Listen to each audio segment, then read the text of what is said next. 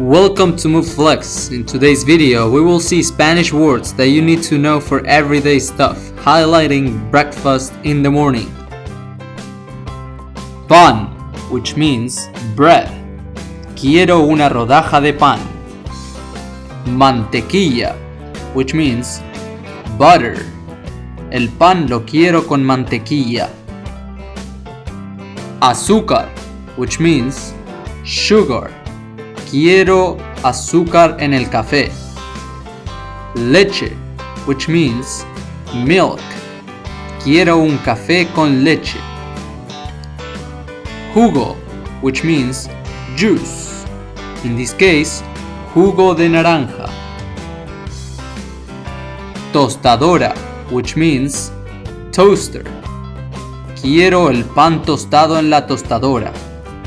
Nevera, which means fridge. Quiero huevos de la nevera.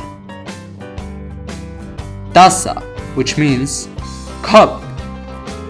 Quiero leche en una taza. Huevos, which means eggs. Quiero huevos con tocino. Café, which means coffee. Quiero un café con leche. So that's it for today. If you like the video, hit the like button and subscribe. Follow us on social media, and thanks for watching. We'll see you in the next video.